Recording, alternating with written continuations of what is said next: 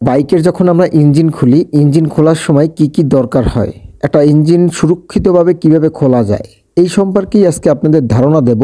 এটা খুবই গুরুত্বপূর্ণ ভিডিও। আজকে আপনারা শুরু থেকে যদি শেষ পর্যন্ত দেখেন তাহলে অনেক কিছু বুঝতে পারবেন এবং জানতে পারবেন। যদি আজকে আপনারা এই ভিডিওটা মিস করেন তাহলে আপনারা সারা জীবন পস্তাতে পস্তাতে চলে যাবেন। আপনার বাইক বারবার চেঞ্জ করতে হবে, আপনার বাইকের পিছনে অনেক অর্থ ব্যয় হয়ে যাবে। তাহলে আমাদের সাথে থাকবেন এবং শুরু থেকে শেষ পর্যন্ত ভিডিওটা দেখেন। তাহলে শুরু চলা।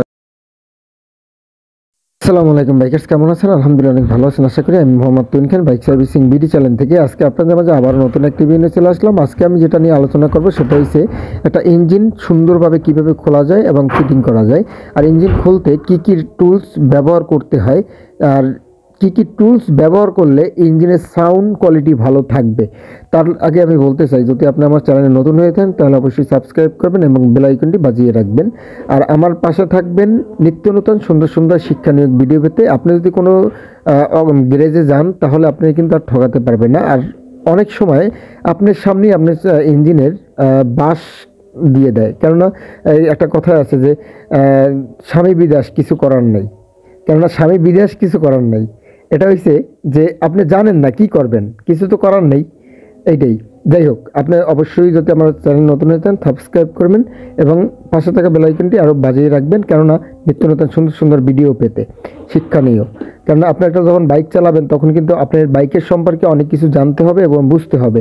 আপনি যদি একটা বাইক চালান, শুধু চালাইতেই পারেন কিন্তু এর সম্পর্কে কিছু বোঝেন না, তাহলে কিন্তু আপনি অনেক ভয়াবহ বিপদে পড়বেন এবং অর্থ খরচ হবে। ঠিক আছে, যাই হোক, এই যে ক্লাস প্লেটটা আজকে সেটিং করব। ক্লাস প্লেটটা খুলতে গেলে আমার কিন্তু অনেকগুলো স্পেশাল টুলসের দরকার হবে। ঠিক আছে, তাহলে এই যে ক্লাস প্লেটটা আমি খুলবো, এটা কিন্তু কোনো শ্রেণী মারবো না, কোনো কিছুতে আমি ঘাই দেব না, আমি সুন্দরভাবে মাধুর্যভাবে আমি এটা কিন্তু খুলবো। ঠিক আছে, এটার যে টুলসটা সেটা এখন আমি সেটিং করলাম। ঠিক আছে, আমি সেটিং করে দিলাম। এরপরে আমি এই যে টুলসটা আমি যে সেটিং করলাম, দেখেন এটা কিন্তু কোনো জায়গায় কোনো টাল নাই, একদম ইজিভাবে ঢুকে গেছে। এই যে আমি নাটটাও কিন্তু সুন্দরভাবে খুলে দিয়েছি। ঠিক আছে, কেননা আমি ভিডিওটা বড় বানাতে চাচ্ছি না, কারণ আপনি অনেক বিরক্ত ফিল করতে পারেন। আর একটা ক্লাস প্লেট যখন সেটিং করবেন তখন কিন্তু এই সেটিং করার একটা সিস্টেম আছে, এই সিস্টেমে কিন্তু আপনার ক্লাস প্লেট সেটিং করতে হবে, তা নয় কিন্তু আপনার লং জিবিটি পাবে না। আর একটা এই যে ক্লাস প্লেট দিয়ে কত হাজার কিলো চালান যায় সেটা আমি অন্য পরবর্তী ভিডিওতে দেব, আশা করা যায় ইনশাল্লাহ। আপনাদের হাত ধরেই আমি সামনে আগাতে চাই। যদি আপনারা আমার হেল্প না করেন তাহলে কিন্তু আমি সামনে আগাতে পারবো না। আর আমার ভিডিওগুলো কেমন হয়, কি কোনো সমস্যা আছে কি না, কথায় যদি কোনো প্রবলেম হয়ে থাকে অবশ্যই আপনারা কমেন্ট বক্সে কমেন্ট করে জানাবেন। আর যদি আমার সাথে যোগাযোগ করতে চান সেক্ষেত্রে অবশ্যই আমার সাথে আমার ফেসবুক পেজে চলে আসবেন। ওই জায়গায় আমি আমার নক দিলে আমি ইনশাল্লাহ সাড়া দেবো। যে কোনো সমস্যা, যে কোনো বাইক, যে কোনো ব্র্যান্ডের, আমি শুধু হুন্ডার না, আমি সব ব্র্যান্ডের কাজ করি।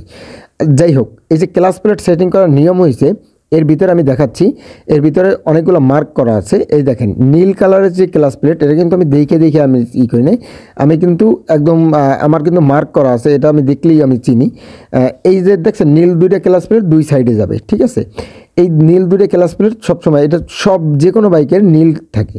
ঠিক আছে, রংটা নীল থাকে, অবশ্যই এই মার্কটা দেখে সেটিং করবেন।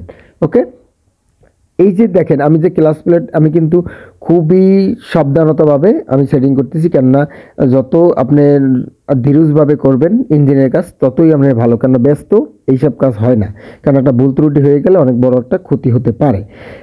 ইঞ্জিনের কাজ যখনই করবেন তখনই ধৈর্য সহকারে করবেন। আর এই ভিডিওটা কেমন লাগলো অবশ্যই কমেন্ট বক্সে কমেন্ট করে জানাবেন।